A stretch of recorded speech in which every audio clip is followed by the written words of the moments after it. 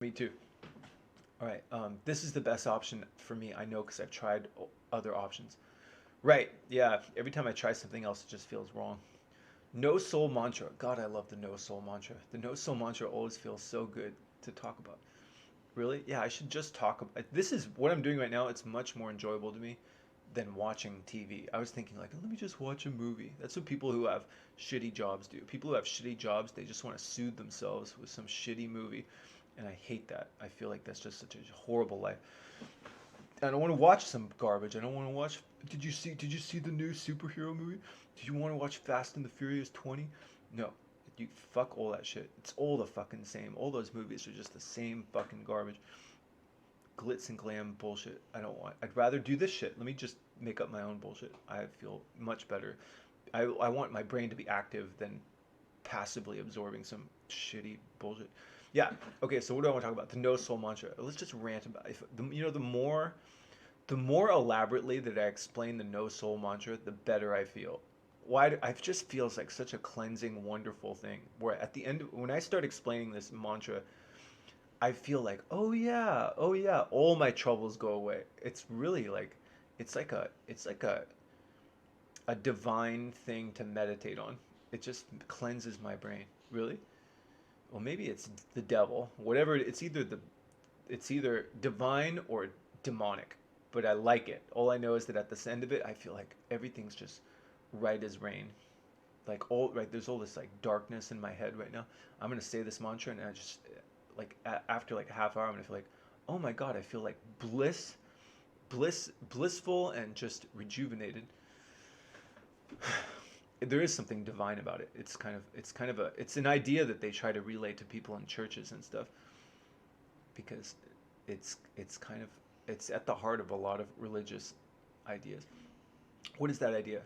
Just that the belief in the one, the belief in the one, the belief in the one is a religious idea. The belief in the word of God, the magic of the word, attributing a word to something, and by attributing it to something, you create sort of a spirit. That's a religious idea. I would imagine that just the idea of God and the idea of religion probably originated at the same time that people started naming each other. I think language and the soul and God probably all originated in the same way. It's just that people started tossing around words. That really kind of makes sense to me.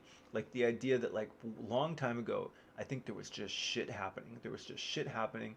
There was light going in through eyes and creating actions. And then people started to use language, and then they started to say, you're a you, and it's like a little game. It was a little game. Before that, there was just kind of shit happening, and then eventually there was kind of like, you booga booga, and people go booga booga and booga booga, and then they go booga booga, timmy dur, timmy duh, booga booga, timmy duh, jamajaba, jamajaba, and boogaloo. Don't make them sound old. Jugaju. They say jugaju. So they name each little thing, and then they say, and then they give a name to everything, and then that's God. And I really think that that's probably true. What do you mean? Well, I just think that like I think that without language, there's no soul. I think there's no ghost in the machine. I think that when you were a baby, before somebody explained to you at the age of like 2 or something, your mom and dad said to you, "You're Sean. You're Sean." You didn't know there was Sean, but you were still doing shit. You were still just kind of like there was just like this is what I think is really happening. Somebody should make an art project about this, but I'm not going to do it. What do you think, Sean? I just think like if you could make a if you could make like a well, like a wet wishing well type thing that just had light going in through into the well, and then some sort of little handwriting thing that just writes down some thoughts, and that stuff's just sort of sinking down into the well, and as it sinks it down into the well, it causes some sort of actions which also then sort of sink down into the well and cause more actions and more thoughts, and those get sunk down to the well, and that well is kind of generating a bunch of shit like I think that's all that really is happening. I think that seems like if I had to bet on it, that's what consciousness is. I think that that's basically what people are. Is they're just a process of, as far as like if I had to bet on it, if I was hooked up to a lie detector test, that seems like my honest assessment. If they had a lie detector that said like, what do you think consciousness is? Like, what do you think's going on? Do you think there's a spirit? Do you think there's a God? Do you think there's a heaven? I'd say this is the way it really seems to me. It just seems to me that there's just shit happening, and there's shit happening all over the world, and the only difference with the shit happening in us is that we have language, and that confuses us. Because without that shit happening, I just think there's light going into this pit of our brain, and it's inscribing some sort of thoughts. Thoughts are happening, light going and sound going into the brain is happening, and that stuff is interacting with our memory, which is just like a pit of like hazy stuff that's been recorded. Almost like, you know what I think it's how it's kind of being recorded? I feel like it's almost like your memory is like stained on there. That's the way it seems to me, is like stuff sort of gets singed into your brain, kind of like an etch a sketch. You know that etch a sketch? Some of it gets like burned in there, seared in there. If it had like a lot of emotional content, or you repeated something in your head a lot, it gets indelibly etched into this, like, I don't know, like an I to me it almost feels like a night sky. It just feels like all the shit that you've seen. A lot of it's kind of back there, but it's kind of hazy, and it takes a while to sort of like bring it into focus. But that's the way life experience seems to me. Is it just seems like there's light going into eyes, and then there's thoughts that are also going into this tube, or just some sort of like night sky of just things that have been indelibly etched in there. And some of it, as it's freshly put into your brain, it's visible for a while. Like when you play a memory game, or you try to remember a phone number, you have your working memory where something that's happened that you've been focusing on is very clear for like, I don't know, 5 seconds, 10 seconds, and then it sort of like just kind of fades. But it's not totally gone. It's kind of just faint, because like if somebody asks you, you know, what was I just talking? If somebody says like, what were you just saying 2 minutes ago? I'd be like, oh, I can't remember accurately. But if they said, well, were you talking about dinosaurs? No. Were you talking about vampire bats? No. Were you talking about the way the information gets logged in your brain? I'd be like, oh yeah, yeah. That's, you have like some weird idea of like what you weren't doing, and so I think that it's kind of there, but it just becomes faint, and some of it just becomes like lost forever. But I think that's all that's happening. There's just light going in through eyes, there's thoughts, and then that light is kind of like the information that's coming into your head. It's being referenced somehow with like everything you've ever seen. What do you mean? That's the way it seems to me. Like if you turn a corner and you see your psycho ex-girlfriend or ex-boyfriend, you get like freaked out. Like just in order to recognize somebody, like if somebody shows you somebody and you go, "Oh, I know that person." It's not like a computer. Like when you try to run a search, like you try to if you do a reverse image search, which I'll do if I'm looking up porn or something.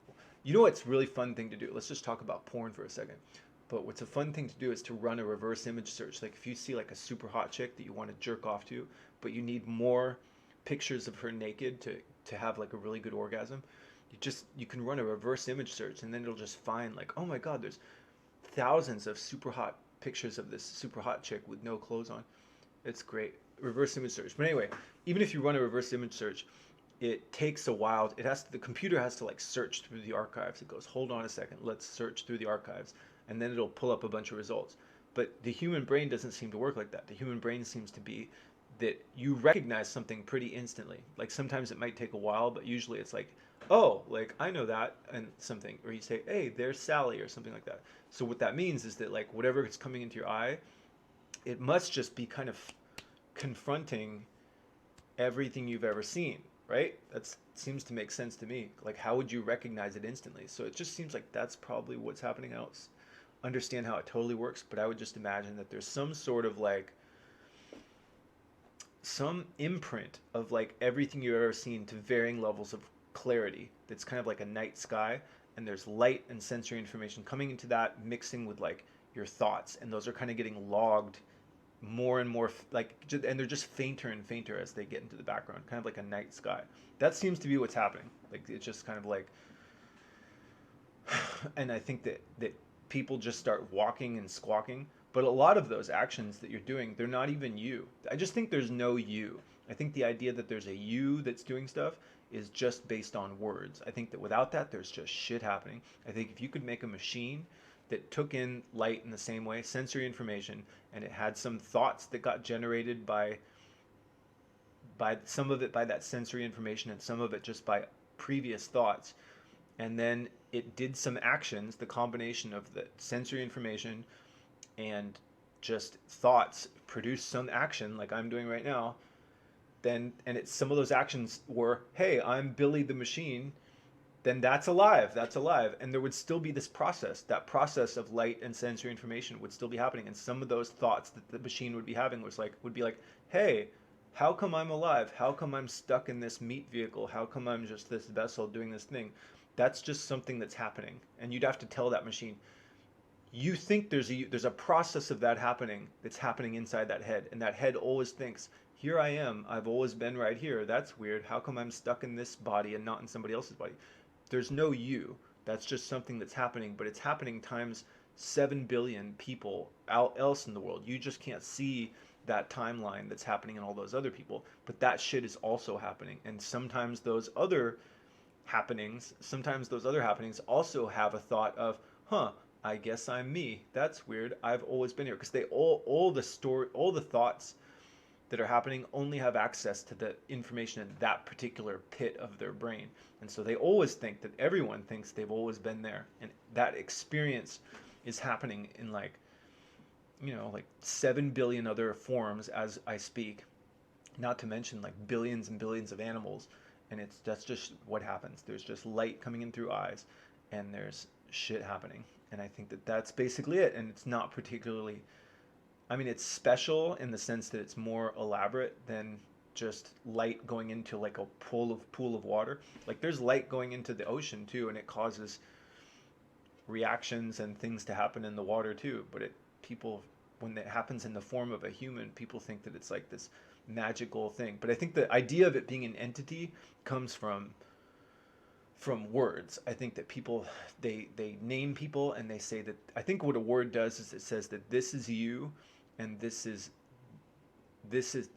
a word says what a thing is and what a thing isn't. And I think that it's really integral to how people define themselves. They want to believe that this is you and this other thing is not you. And I think that that's a lot of how people claim credit for stuff, and a lot of how they assign blame to things. But I just think that whole idea is just totally bullshit. What do you mean, Sean? It just seems so obviously bullshit. Like, if somebody tells you something that makes you angry and you get angry, how much control did you have over that? What if, how much can you blame that on somebody else? If somebody pinches your butt and you spring up and bump into somebody, how much control did you have over that? I just think that I think that people are sort of products of their environment, because what? Because I just think just keep talking, Sean, you got nothing else to do tonight. If you have a judge in a courtroom, doesn't that judge ever think that it's a really weird coincidence that every time they keep talking, Sean, every time they have like a violent gang criminal, don't they think it's a big coincidence? It's like, huh, another violent gang criminal who came from an area surrounded by other violent gang criminals. How come there's not a lot of violent gang criminals growing up in Marin County, in the really rich area?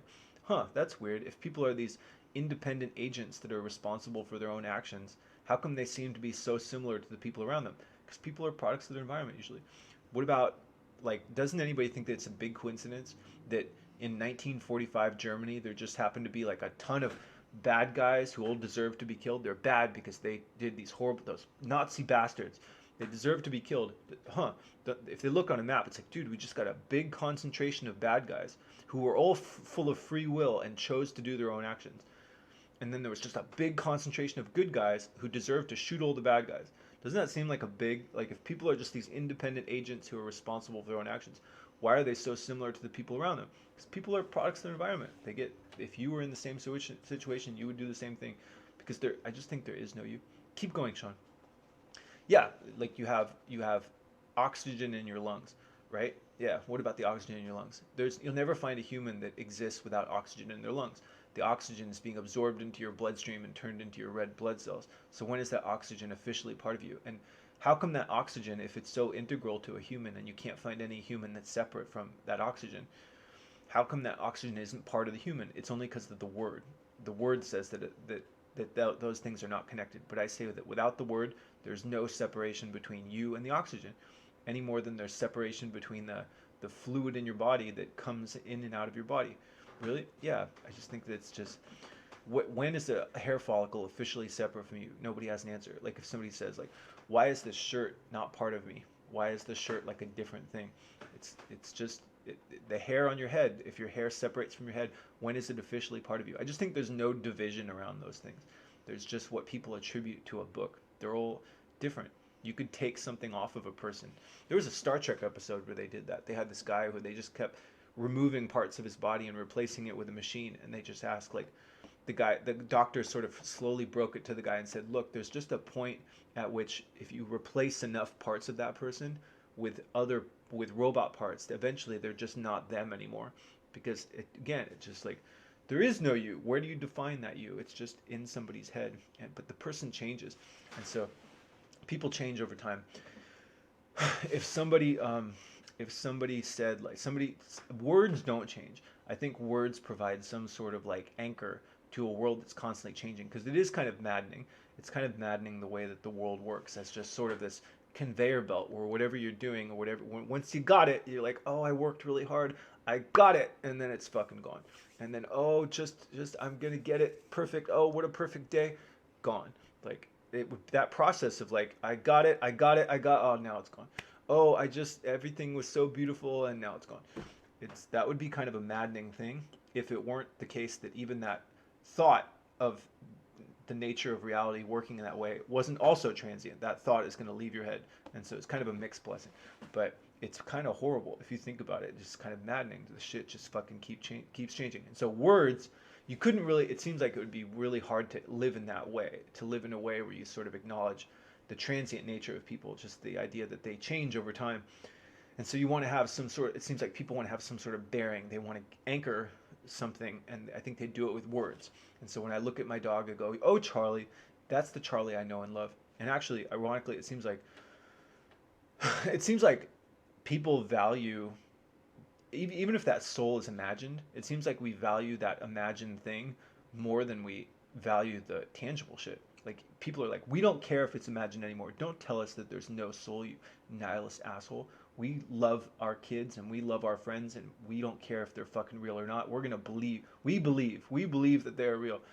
Yeah, I get it. I try to believe in my dog too and stuff. But if I really had to bet on it, I don't think there's a ghost in the machine. I mean, I guess there's whatever makes up you, and because I think whatever makes up you is very oriented towards wanting to stay alive. I just think it seems like people are basically just a pattern of like stuff that's been arranged to really want to preserve itself and to generate more of that pattern. That's what it seems like life is. If I had to guess how life happened, what people call life, I just think there was probably some sort of something like this. There was probably some sort of little whirlpool.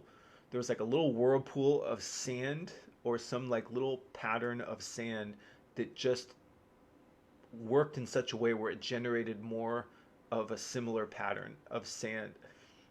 Something like that, where it's just kind of like whatever pattern successfully generated other patterns would keep happening in a manner where if it had some sort of mutation and structure that was better at preserving itself and better at generating more patterns, it would just sort of keep doing that, and it would just, through nature, through Darwinian trial and error, it would just find a more elaborate, a better structure that's better at sustaining itself and making more patterns. And I think that's what people are. I think that's what life is. And that's the way it seems to me if I had to really bet. And so I just think, what's your point, Sean? Just keep talking about that, how there's no things. Yeah, if you went, so I just think like the idea of, I think when people try to attribute words that don't change, words kind of say what a thing is and a thing isn't. They give sort of a one-sided take to something that otherwise, without the word, that thing is not that thing could be thought of as interconnected with its surroundings, and that thing changes. So when somebody says to you like, you're an asshole, they're trying to like type you as like a thing. And it plays this trick on you. It plays a trick on me. Suddenly I think to myself, oh no, am I an asshole? How do I know if I'm really an asshole? Will I always be an asshole? And someone goes, once an asshole, always an asshole. You can't like look inside yourself and be like, oh, yep, there's my asshole badge. It's not like a real thing. asshole is as asshole does. And so if you want to not be an asshole, whatever the fuck that means, just don't do asshole things for like a year, and you're not really an asshole. That word doesn't have any meaning. And so when somebody says to you, "You're a bad person," it's like, just don't do bad stuff. There's no bad person. You are what you do. And so people have done all sorts of shit. If you took any human and you could look through their whole life and find like the worst thing you did, you could make anybody out to be a monster. But people aren't all one thing. They can't be typed with like one word, but that's what words do, because words are these single, one-sided, unchanging things that limit and exclude all the other. They don't factor in time, and they don't factor in something being interconnected with its surroundings. They just make a bullshit frozen definition of something as being separate from its surroundings. I think without the word, I think that nothing is really separate from anything else. What says that something is separate from anything else? And then how much can a thing be a thing in a constantly changing world? If you had a thing, and that thing sort of like, if you played the world at like 1,000 years a second, a lot of things that you think of as like permanent things would clearly be moving. Like if you think of a person, you'd see them rising up from the ground and being assembled from food and shit, and then just disintegrating back into the ground. And you'd think like, what is that thing? You'd see cars. If you played the world 1,000 years a second, you'd see cars just as cloud. Everything would just look like a cloud world, and cars would become assembled out of like leather and iron ore and rubber material, and then it would sort of sit that way for a while, and then it would turn back into that shit. And so if you saw like a big moving cloud world, you couldn't make words, because every time something starts to form some sort of pattern that you could make a symbol of, that's what a word is a symbol for representing stuff in the real world. Either a shape, like a pattern, either a picture you put in a book to represent a pattern in the real world, or it's a definition in a book that represents a pattern in the real world. And that's what words seem to be. But if that shit was constantly changing and constantly morphing into other shit with different names, you'd see that it was all just shit happening. It's just shit happening, shit morphing into shit that's interconnected with other shit. And just sometimes it stays in that pattern, but then, oh fuck, it's gone. And I just think that's what I think. If you really saw the world at 1,000 years a second, words wouldn't even work, because you'd say like, it's a gobbledygook, and then it morphs. Wouldn't that be like a maddening world? That would be a truly I just love that. Somebody should make like a weird, creepy story about that, about somebody whose just world is like obviously changing. Some weird like nightmare world where he's talking to Jane and Sally, and then all of a sudden it's just like a dream. You ever had a dream where just you're in like a circus, and you're talking to two clowns, and then suddenly they're penguins, and then suddenly you're on some sort of Arctic exhibition trying to find gold, and then for some reason you're sitting in an office with your ex-girlfriend, and you're talking about the stars, and then she says, "Hey, I have to go to the laundromat." Like just weird random shit where the world just kind of like forgets. It constantly forgets. I love that idea. Why do I love that idea? Because I just think that that's kind of like, in a weird way, if over enough time, I feel like that's how like the world really is, and it's kind of maddening. It's particularly when you get to be like in your 40s and 50s. You can see like so much of what you valued and so much of it you thought was like really integral and special and would be around forever, just fucking gone, just fucking like forgotten. And what happened to that childhood stuff that was such a big deal? I don't know. It's gone, and Sally's not there anymore, and it's just forgotten. It's really crazy when you think about that. What do you mean? Just that nature. It's kind of maddening. You want to just anchor something in with some sort of permanence and just be like, just fucking stay. Your kid, your dog, can you please just stay around forever? And it can make you kind of nuts, but it's not going to stay around forever. But you can try. And so that brings me to my next point. It's just the idea that I think a noble purpose in the midst of all of that chaos is to doggedly stick to your thing. I think that that's kind of a cool way to live. I think it's a cool way to think of life as just a battle against chaos. You've got your thing that you're trying to stick to. You've got your word. You've got your marriage. You've got your workout routine, whatever it is, your dream. And the world's going to try to disperse that dream. The world's going to try to just say, come on, forget it. Give it up. You should go do something else. Come on, that's long gone. You'll never do that. Just give it up. Just things change. Come on, you got to change with shit. I think it's cool to just be like, no, I'm fucking staying in my thing. I'm sticking to my thing till death do us fucking part. Because I think that's what makes a thing a thing.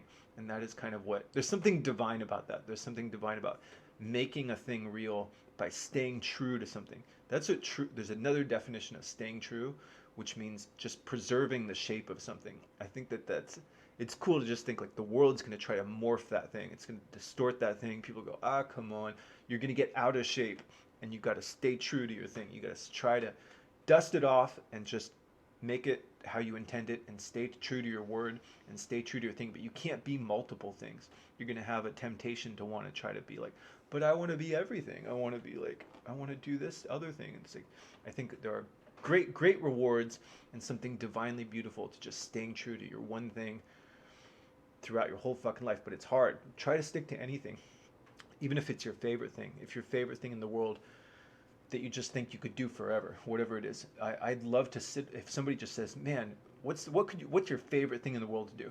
God, I just love sitting around and watching a marathon of movies and eating cheesecake. All right, well, try doing that for 8 hours a day for like 40 hours a week or more. And it's going to be hard. It's going to be hard to stick to your thing. You're going to be like, I'm bored of this thing. I want to try something different. I just think, but I think if there's anything that you can do, you know, if there's anything you can stay true to, if there's any person that you can actually stand to be with, if there's any career or hobby that you could really do for like 8 hours a day for like 40 hours a week, then you should stick to that fucking thing, because that's your fucking passion. I think if you really didn't love it, you probably couldn't do it. I tried doing this delivery job for like 4 days, and I was like, fuck this, I can't do it. But there's one thing I can do, and that's my passion. That's my passion, that game art type, character artist type stuff. That's my thing. And so I'm sticking to it. That's what I can do. But the world's going to try to trick me out of it. The world's going to try to, it's going to morph and change, and I got to go, no, I got to dust it off like a fucking sandcastle. What do you mean? I just think the natural state of things is change. And so what makes a thing is a consistent pattern like a sandcastle. And so if you want a thing, you got to tend to it and maintain it like a garden as a pattern. Otherwise, you got no thing, and that sucks. I think the default has changed. The world's going to try to disperse your sandcastle, and you got to stick to it for as long as you can. You just got to try to get out there every day. The wind and the tide are going to try to erode away and blow away your sandcastle, and you got to get back out there, dust it off, reinforce the walls, and keep trying to build the biggest fucking most awesome sandcastle you can make before the tide and the wind eventually succeed and disperse it, because it will eventually. The tide and the wind are going to disperse us. They're going to disperse us. They will. They're going to, and I don't know, maybe if you build like a really fucking awesome sandcastle, some other people can keep it up after you're gone. But I just think as long as I have life in me and air to breathe, I want to try to stick to my fucking thing, dust it off, and keep at it. Why? Because I don't know, you might as well try to be better. Why? Because better's better than worse. Really? Yeah, that's what I think. Fuck it. Why try to be better? I don't know. Might as well try to be better. Why? Because better's better than worse. What do you think, Sean? Do you feel like you adequately explained your mantra? I want to talk more about the no soul thing. What do you feel like you need? I feel like you didn't say something about that enough. Yeah, just go back to the idea about like, yeah, you got a tree, and the tree has dirt in its roots, and the tree is absorbing the dirt and turning it into tree matter. When is that tree matter, when is that dirt officially part of the tree? Nobody has an answer, because I just think there is no separation. All right, you already said that. Anything else you need to say? Nope, I got it. I said it. Now how do you feel? Cleansed. I feel cleansed. Really? Yeah, I feel like, oh yeah, those things are all bullshit. Good guy, bad guy, asshole. Those are just, it's a weird phenomenon that happens when people are trying to attribute, they're trying to paste and apply fictional words. Like if something doesn't change, it's a word, it's a concept. They're trying to apply one-sided words. They're trying to apply unchanging, separate, distinct words onto a world which is constantly changing. And I think without the words, everything is interconnected with its surroundings, and the words kind of like they create these illusions. They make it seem as though a thing is stable, which it's not over a long enough time. I think even at like a microscopic level, nothing is stable. So they're trying to apply these words to things, and the words don't change, but the things that they're applying to do change, and that causes a lot of confusion. and just weirdness. And then also it creates the illusion that that thing is not connected to its surroundings, but it is. And people are very connected to their surroundings. All the words that are coming out of my mouth, I didn't make up any of these words. All of the there's there's this quote by, what the hell is that guy's name? Naval, where he says, what does he say? He says to check and see if free will exists, just stop exercising it. What does that mean? Which just means that if you think that you're the free author of your actions, if you think that you're the one in control of your thoughts and actions, then you should be able to just stop doing thoughts and actions.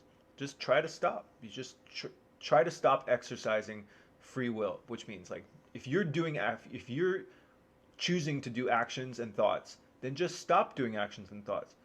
And you can't if you've tried to meditate or something like that, try to stop thinking, try to stop acting. You're doing all kinds of actions automatically. You're breathing automatically, you're processing food automatically, your heart is beating automatically, you're blinking automatically, all sorts of shit. And a lot of those, there's a blurry area. Like if you're listening to me right now, your thoughts are my thoughts. Like my thoughts are running through your head. And if I was some sort of guru type person, people can like brainwash you, and you can if you spend a lot of time listening to some nasty right-wing propaganda, you'll suddenly start thinking and acting like with right-wing propaganda actions, because there's no boundary there, and so you got to guard the portal of your mind. You can't, you birds, you garbage in, garbage out. If you sleep with dogs, you'll get fleas, and so you should not really, those people that you think, there's no like border around you, and so if you start hanging around with sleazy, creepy dudes, you might start suddenly acting sleazy, creepy. So you should probably just, I think that border doesn't exist. I think that you kind of blur together with you become similar to the people around you. You become a product of your environment, and you're kind of a hodgepodge. The shit bouncing around in your head is mostly an assemblage of just shit that's coming through your ears. And I don't know, that's, everything's a remix. Yeah, that's the way it seems to me. Anything else you want to say? um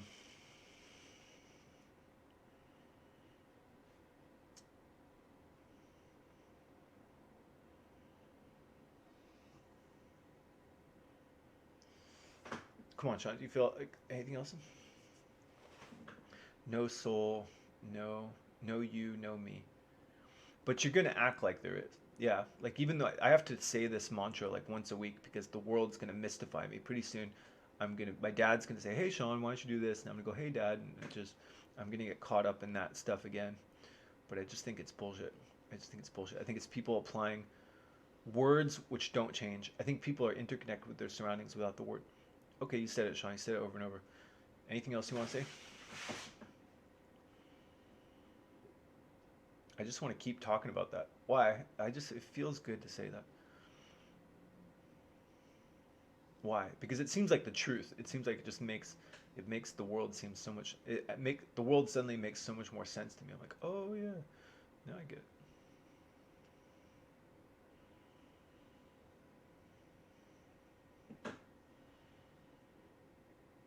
Is that it? Is that all you want to say? Yeah, I guess that's it.